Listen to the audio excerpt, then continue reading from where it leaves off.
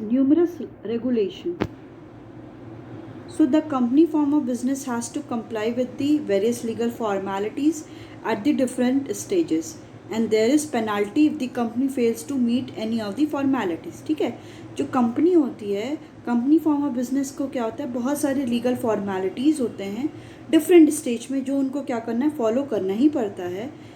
And there is penalty if the company fails to meet any of the formalities. और company को क्या करना पड़ेगा, कंपनी पेनाल्टी उसको पे करना पड़ेगा जब कंपनी क्या है, कोई भी रूल्स एंड रेगुलेशंस को फॉलो नहीं करती है. A company has to file return and annual report with the registrar. जो कंपनी है उसको क्या करना पड़ता है, एक रिटर्न फाइल करनी पड़ती है और एनुअल रिपोर्ट भी registrar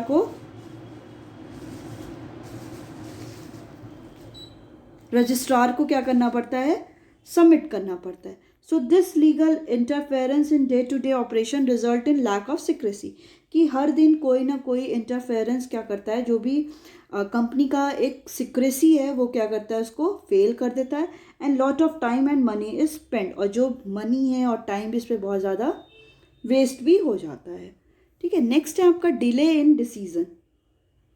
so in company organisation all the important decision are taken in the board meeting. ठीक है, जो भी कंपनी के ऑर्गेनाइजेशन में जो भी इम्पॉर्टेंट डिसीजन है वो कौन लेता है, बोर्ड मीटिंग में ही लिया जाता है.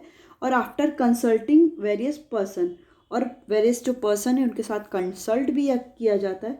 And once decision are taken these have to be communicated to everyone. जैसे ही कोई एक डिसीजन ले लिया जाता है उसके बाद ये सारी इन्फॉर्मेशन हर एक को क्या है, कम्युनिकेट किया जाता है. Which is again a lengthy process, जो क्या है, बहुत ही लेंदी प्रोसेस हो जाता है. As a large number of people are working in a company at a different level. क्योंकि लार्ज नंबर में क्या है, पीपल क्या है, वो अलग कंपनी में अलग अलग डिफरेंट लेवल पे हैं, तो सब तक वो सारी इन्फॉर्मेशन पहुंचाना क्या हो जाता है, बहुत ज़्यादा लेंदी प्रोसेस हो जाता है. So taking and implementing decision is a lengthy process in a company. ठीक है, कोई भी डिसीजन लेना फिर उसको इम्प्लीमेंट करने में ये बहुत ज़्यादा लेंदी प्रोसेस हो जाता है. नेक्स्ट है आपका ओलिगार्किक मैनेजमेंट. ठीक है, ओलिगार्किक मैनेजमेंट, ओलिगार्की का मतलब होता है कि small group of people have control of a country या ऑफ एनी कंपनी. कि एक कंपनी में बस कुछ ही पीपल का ही क्या होता है, पूरा कंट्रोल होता है. कहने को तो ये है कि सब लोग को क्या है, यहाँ पे डेमोक्रेटिक सेटअप होता है कि सबको इतनी अथॉरिटी है कि वो लोग अपना बोल सके. बट ऐसा रियलिटी में ऐसा नहीं होता. कुछ स्मॉल ग्रुप ऑफ पीपल ही हैं जो क्या करते हैं, सारे डिसीजन लेते हैं और अदर डिसीजन किसी से पूछा भी नहीं जाता है. So although we say that there is democratic setup in the company form of business, कि ये बोला जाता है कि कंपनी फॉर्म ऑफ बिजनेस में क्या है, एक डेमोक्रेटिक सेटअप है. But this democratic setup exist only on paper. अब ये जो डेमोक्रेटिक सेटअप है वो क्या है, बस पेपर पे ही एग्जिस्ट करता है. In real practice, in real life, company is in hand and control of a few people. Company क्या है, बस कुछ फ्यू पीपल के ही कंट्रोल में है, सारे लोग के कंट्रोल में नहीं है.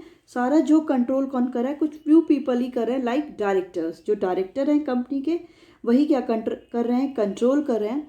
The director have complete control over the company. जो डायरेक्टर है उसके पास क्या होता है, कंप्लीट कंट्रोल होता है कंपनी का. These people take all the decision. यही पीपल जो डिफरेंट डायरेक्टर्स हैं वही क्या करते हैं, सारे डिसीजन लेते हैं in their personal interest and the benefit.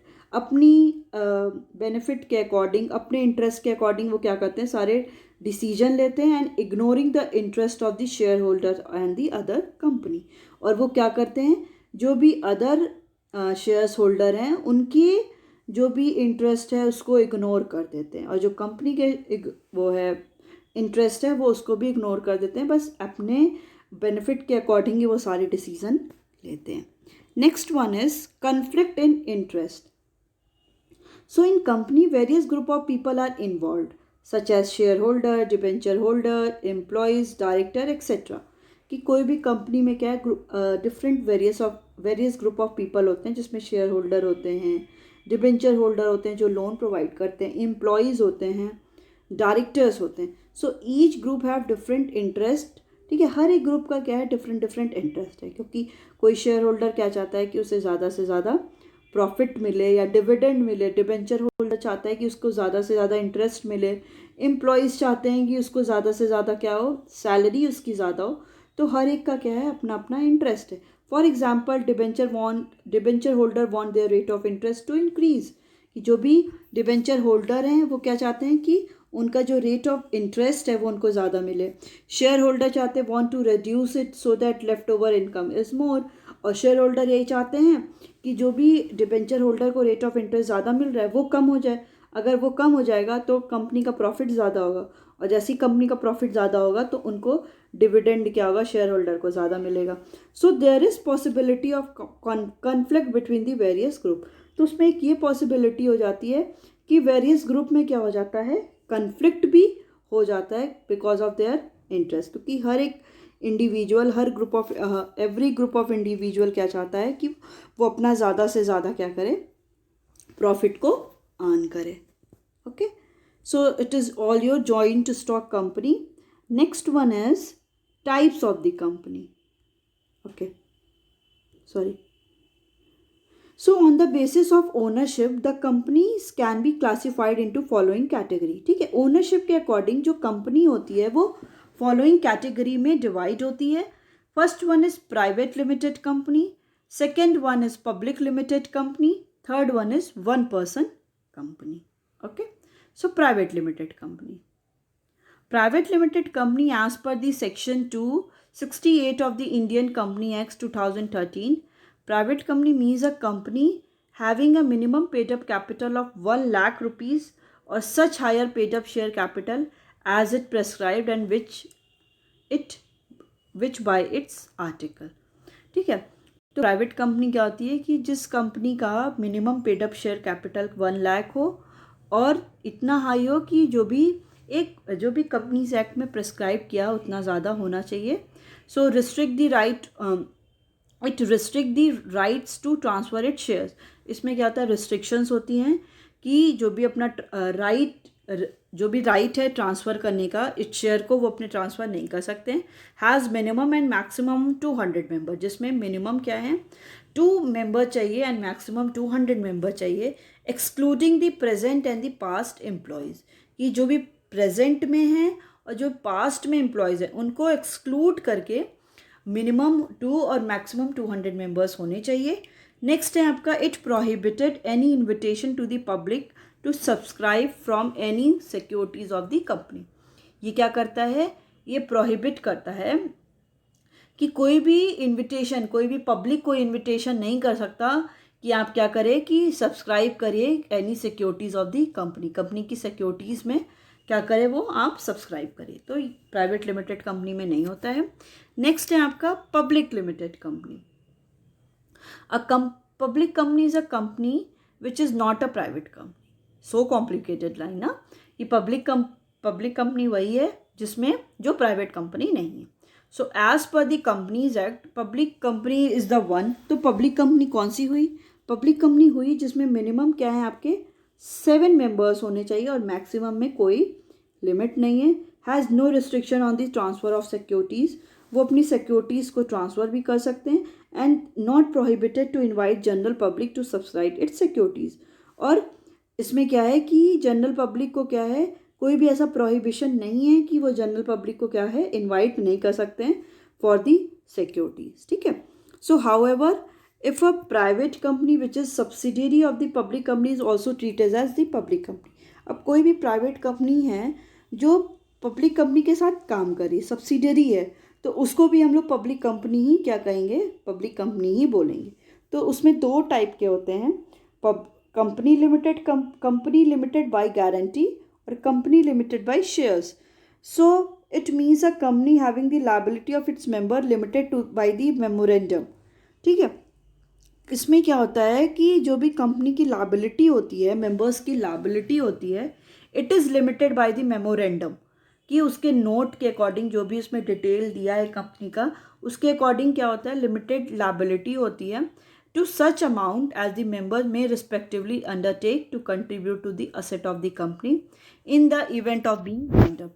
कि अगर क्या है कि अगर कंपनी का वाइंड अप की कंडीशन आ गई है, वाइंड अप होने वाला है, बंद होने वाला है कंपनी, तो उस कंडीशन पे वो अपने असेट को भी क्या कर सकते हैं, कंट्रीब्यूट कर सकते हैं, ठीक है, क्योंकि वो लोग क्या है, कंपनी लिमिटेड है बाय गारंटी, कि उनकी लायबिलिटी क्या है, उतनी ही लिमिटेड है। नेक्स्ट है आपका company limited by shares. So it means a company having the liability of its member limited by its the memorandum of amount if any unpaid on the shares respectively held by them. So it means a company having the liability of its member limited, कि जो भी liability है members की वो क्या है, limited है by the memorandum, कि जितना जो भी memorandum में जो उनका कंपनी का वो होता है, जो सारा जिसमें उनका सारे रूल्स रेगुलेशंस रिटन होते हैं, तो उसके अकॉर्डिंग क्या है, कंपनी के जो लायबिलिटी है वो क्या होती है, लिमिटेड होती है, जो मेंबर्स होते हैं, if any unpaid on the share respectively held by them, कि अगर क्या है कि वो लोग शेयर्स पे क्या है कोई भी अनपेड करते हैं। नेक्स्ट है आपका one person company. So the 2013 act introduce a new type of entity to the existing list, ठीक है, जो 2013 में एक्ट इंट्रोड्यूस हुआ था उसमें क्या था, apart from forming a public और प्राइवेट कंपनी, कि आप पब्लिक और प्राइवेट कंपनी के अलावा the 2013 act enable the formation of a new entity a one person, कि आप पब्लिक और प्राइवेट की जगह आप क्या कर सकते हो, एक वन पर्सन कंपनी भी स्टार्ट कर सकते हो, OPC in short. So an OPC mean a company with only one person, जिसमें क्या होता है ओपीसी, जिसमें क्या होते हैं बस वन पर्सन होते हैं, and its as a member उसमें क्या होगा, जैसे फॉर एग्जांपल मैं हूँ, मैंने अपना कोई भी बिजनेस स्टार्ट किया है, तो वो क्या हो गया, one person company, OPC.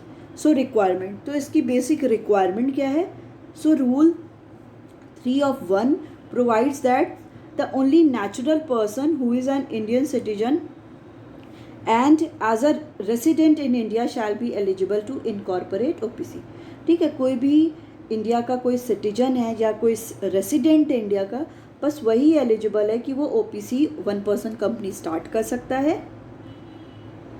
Next one is no person shall be eligible to incorporate more than one OPC or become nominee in more than one such company। अब कोई भी मेंबर ऐसा नहीं है कि वो ऐसे कर करके बहुत सारी कंपनी को स्टार्ट कर ले, कि वो डिफरेंट, बस एक ही कंपनी के लिए वो रिस्पॉन्सिबल है, ठीक है। Next one is OPC to compulsory convert itself into public और प्राइवेट कंपनी सर्टेन। समटाइम्स क्या होता है कि ओपीसी वन पर्सन कंपनी को कंपल्सरी हो जाता है कि वो पब्लिक और प्राइवेट कंपनी में क्या करे, कन्वर्ट करे, where the paid up share capital of an OPC exceed 50 lakh rupees, जिसमें क्या है, जो पेड अप शेयर कैपिटल है ओपीसी का वो एक्सीड करे 50 लाख से, और जो एनुअल टर्नओवर है वो क्या during the relevant period exceed 2 crore, और वो 2 करोड़ से ज़्यादा उनका टर्नओवर इंक्रीज करे, it shall cease to be entitle to continue as a one person company. फिर क्या है, अगर ऐसा नहीं होता है तो वो क्या है, वन पर्सन कंपनी की तरह वो कंटिन्यू नहीं कर सकते हैं। Okay, next one is the privilege or the benefits of the private company over the public company, कि क्या ऐसे privilege और benefit मिलते हैं प्राइवेट कंपनी को over the public company। तो फर्स्ट है आपका कि a private company can be formed with only 2 members। जो प्राइवेट कंपनी है वो क्या है, 2 मेंबर के साथ बन सकती है, वेयर एटलीस्ट आपको पब्लिक कंपनी में क्या है, एटलीस्ट आपको 7 मेंबर चाहिए ही चाहिए, ठीक है। नेक्स्ट है अ private company must have at least 2 director. अब प्राइवेट कंपनी में एटलीस्ट 2 डायरेक्टर होने ही चाहिए, वेयर एज पब्लिक कंपनी में क्या है, मस्ट हैव मिनिमम 3 डायरेक्टर, और पब्लिक कंपनी में क्या कह रहा है कि 3 डायरेक्टर होने ही चाहिए। Third one is it is not compulsory for a private company to maintain index of its member, कि जो भी इंडेक्स है कि उनके टाइम, उनका जो भी डिटेल्स है, सारा पर्सनल डिटेल्स से लेके, तो ये कोई भी प्राइवेट कंपनी में मैंडेटरी नहीं है कि वो प्रिपेयर करे, but it is mandatory in the public company, की पब्लिक कंपनी में ये एकदम मैंडेटरी है कि वो पब्लिक कंपनी क्या करे, इंडेक्स को प्रिपेयर करे। A private company can issue loan to the director without prior permission of the government, ठीक है। जो प्राइवेट कंपनी है वो लोन इशू कर सकती है अब इस डायरेक्टर को बिना कोई परमिशन गवर्नमेंट के लिए। बट पब्लिक कंपनी में क्या है कि वो लोग कोई भी गवर्नमेंट के परमिशन के बिना कोई भी काम नहीं कर सकते हैं। तो वो before giving the loan to a director they have to take permission from the government. Next one is it is not compulsory for the private company to hold a statutory meeting and the file a statutory report with the registrar. कि ये compulsory नहीं है कोई भी private company के लिए वो company क्या मीटिंग कराए और रिपोर्ट क्या है वो रजिस्ट्रार को सबमिट करे, but in the case of public company it is essential. Next one is there are no restriction on the numbers, appointment and remuneration of the director of a private company. कि कोई भी वहाँ पे restriction नहीं है कि कितने numbers होंगे, number of director, उनका appointment कैसा होगा, उनको remuneration जो salary होगी वो कैसे होगी. But there are many restriction on the appointment. But public company में क्या है बहुत सारे रिस्ट्रिक्शन है अपॉइंटमेंट से लेके उनके कितने नंबर होंगे, रिम्यूनरेशन डायरेक्टर का कैसा होगा, तो ये सारा क्या है उससे रिलेटेड है. It is not necessary for a private company to issue a prospectus. ये प्राइवेट कंपनी के लिए इशू नहीं ज़रूरी नहीं है कि वो प्रॉस्पेक्टस को इशू करके जो भी जनरल पब्लिक को वो क्या करें कॉल करे कि वो लोग उनकी जो सिक्योरिटीज़ को परचेज करें. But it is essential for the public company. Public company के लिए क्या है ये एसेंशियल है. So private company can commence its business after getting the certificate of registration. कि जो भी प्राइवेट कंपनी वो अपने बिजनेस को स्टार्ट कर सकते हैं जैसे ही उनका रजिस्ट्रेशन हुआ, रजिस्ट्रेशन होने के बाद उनको कोई भी सर्टिफिकेट मिला उसके बाद वो स्टार्ट कर सकते हैं. But public company can start only after receiving the certificate of commencement of business. But जो पब्लिक कंपनी है उनको जब तक भी ये सर्टिफिकेट कमेंसमेंट का नहीं मिल जाता तब तक वो अपने कंपनी स्टार्ट नहीं हो सकती है. Next is formation of a joint stock company. So joint stock company has to follow a certain specified legal procedure for its formation. Okay, कि जो भी joint stock company होती है उनको क्या करना पड़ता है बहुत सारे legal procedure को follow करना होता है for its formation. So planned action and conscious efforts are required. कि continuously क्या है plan action हो planning के साथ और एक बहुत सारे efforts की ज़रूरत होती है. So formation of a company involves the following stages. First one is promotion, second is incorporation, third one is capital subscription, fourth one is commencement of business. Okay. So firstly we will start with the promotion. So promotion stage includes all these steps right from the conception of idea of to starting the company till it is formed. ठीक है, promotion stage में क्या होता है वो सारे steps आते हैं जिसमें क्या है कि एक कंसेप्शन ऑफ आइडिया कि बिज़नेस हमें कैसे स्टार्ट करना है, हमें बिज़नेस स्टार्ट करना है कि नहीं करना है, कैसे स्टार्ट करना है, ये सारी आइडिया से लेके जब तक वो फॉर्मेशन नहीं हो जाता तब तक हम लोग प्रमोशन स्टेज होता है. So it is the process of planning and organising all the resources required to form a company. इसमें क्या है सारे प्रोसेस जो प्लानिंग और ऑर्गेनाइजिंग के लिए ज़रूरी हैं, all the resources which is required to form a company. Company को फॉर्म करने के लिए जो भी प्लानिंग करनी है, जो भी ऑर्गेनाइज करना है रिसोर्सेज का, इसमें सारे प्रोसेस आते हैं. So promotion involve the discovery of the business idea. Promotion में क्या होता है डिस्कवरी होती है बिजनेस आइडिया का कि नया जो आइडिया है बिजनेस का उसको डिस्कवर करना, इट्स इन्वेस्टिगेशन उसको इन्वेस्टिगेशन करना एंड असेंबल करना necessary resources to setup the business. ठीक है, असेंबल करके क्या करना नेसेसरी जो भी रिसोर्सेज हैं उनको लेना कि बिजनेस को सेटअप करने के लिए. The person who performs all the activity during the promotion stage. ठीक है, जो पर्सन क्या है ये सारी एक्टिविटी को परफॉर्म कर रहा है प्रमोशन स्टेज पे उसको बोलते हैं promoter. And the promoter the promoter conceives the business idea and take all the initiatives to form a company. और जो प्रमोटर होता है वो क्या करता है वो सारे जो भी आइडिया है उसको लेता है बिजनेस आइडिया को and take all the initiative सारे इनिशिएटिव को लेता है to form a company. Company को फॉर्म करने के लिए.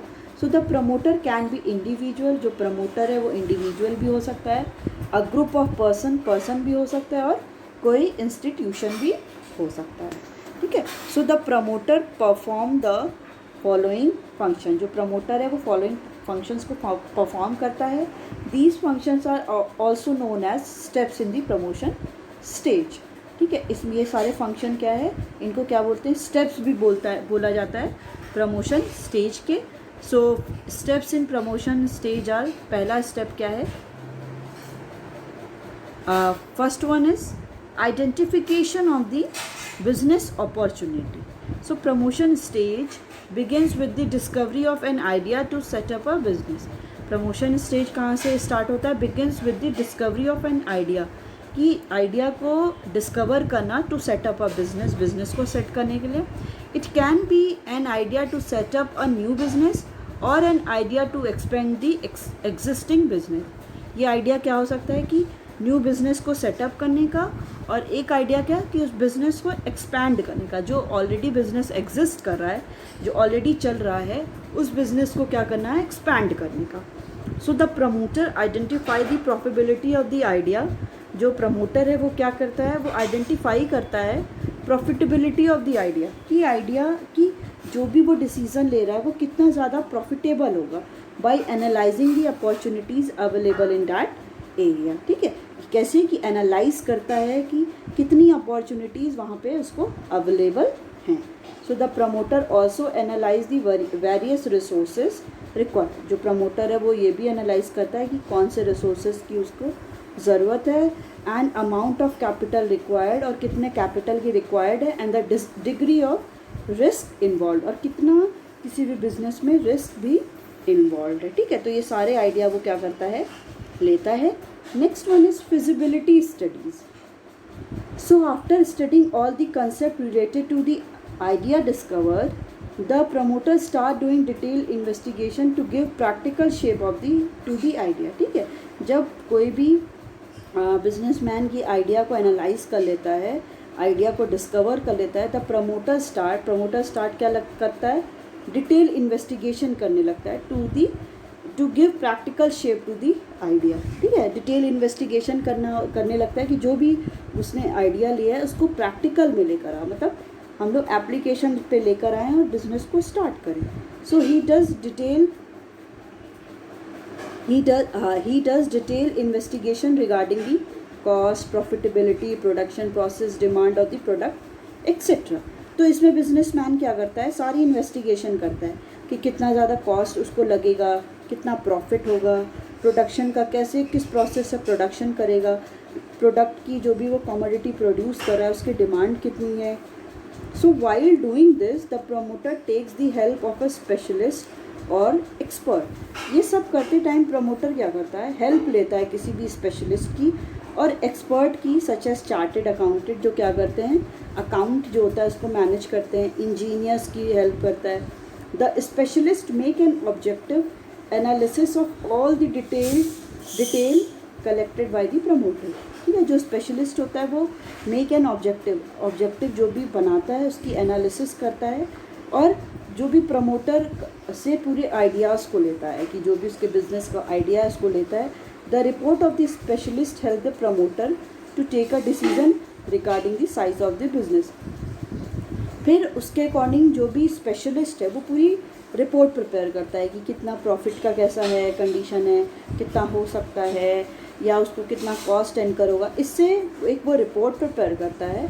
तो ये जो रिपोर्ट है स्पेशलिस्ट की, वो प्रमोटर को हेल्प करती है to take a decision regarding the size of the business, कि अगर उसको कोई डिसीज़न लेना है बिज़नेस के साइज़ पे तो वो डिसीज़न ले सकता है. लोकेशन ऑफ द प्लांट, जो भी प्लांट है, जो भी जहाँ पे कोई भी मशीनरी सेटअप हुई हैं उनकी location, and the amount of capital की बिजनेस में कितना कैपिटल एक्सेट्रा लगेगा. ठीक है, so next is technical feasibility. ठीक है, जो फिजिबिलिटी है उसके थ्री टाइप्स हैं. Technical feasibility, financial feasibility and economic feasibility. So firstly we will deal with the technical feasibility. Sometimes the idea is good but technically it may not be possible to implement the idea.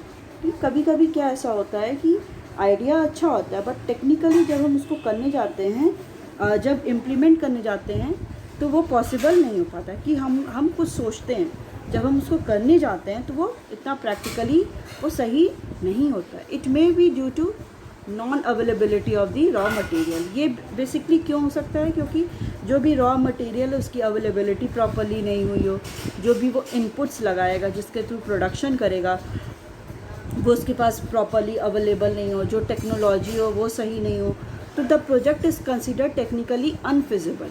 जो project है वो technically अनफिजिबल है, मतलब इतना ज़्यादा हम उसको use नहीं कर सकते, उसकी यूजेबिलिटी इतनी नहीं है अनलेस द टेक्नोलॉजी और the other required input can be imported और are available in our country. ठीक है, तो और रिक्वायर्ड जो भी इनपुट है जब तक हम उसको क्या करें, या तो हमारी कंट्री में अवेलेबल ना हो, अवेलेबल हो तो ठीक है, नहीं तो हमें क्या करना पड़ता है, उन टेक्निक्स को, डिफरेंट टेक्नोलॉजीज़ को हमको इम्पोर्ट कराना पड़ता है। ठीक है, नेक्स्ट है आपका financial feasibility. So if the required capital और fund for the business idea are so large. ठीक है, अगर कभी क्या होता है कि जो भी रिक्वायर्ड कैपिटल है, जो भी फंड चाहिए बिजनेस में, वो बहुत ज़्यादा होता है, so that these can not be arrange with in the available means. तो कोई भी बिजनेसमैन है वो जो भी इसके बाद अवेलेबल रिसोर्सेज है उनके थ्रू वो उतने फंड का, मनी का अरेंजमेंट नहीं कर पा रहा है, then it is said to be financially unfeasible. तब क्या हो जाता है कि ये फाइनेंशियली अनफिजिबल हो जाता है, मीन्स फाइनेंशियली वो इतना यूजेबल नहीं हो पाता है। So for example one may have an idea to urbanise the rural area. ठीक है, किसी के पास एक आइडिया है कि रूरल एरिया को वो अर्बनाइज करना चाह रहा है, अर्बनाइजेशन करना चाह रहा है, मतलब उसको अर्बन करना चाह रहा है, शहर की तरफ, but the fund required to carry out this business are so huge. But जो फंड रिक्वायर्ड है उसको करने के लिए वो बहुत ज़्यादा है, so that it may not be converted into action plan. तो वो क्या है, अब वो क्या है, वो एक्शन प्लान में, एक्शन में वो उसको कन्वर्ट नहीं कर सकता है क्योंकि उसके पास इतना फंड है ही नहीं, तो उसको प्रैक्टिकली उसको क्या है, बनवा नहीं सकता, रूरल एरिया को अर्बनाइज नहीं कर सकता बिकॉज ऑफ दी फाइनेंशियल अनफिजिबिलिटी, क्योंकि फाइनेंशियल अनफिजिबिलिटी उसके पास है। Next one is economic feasibility. Sometimes a project is abundant. कभी कभी क्या होता है, जो प्रोजेक्ट होता है वो अबंडेंट हो जाता है just because it might not be very profitable.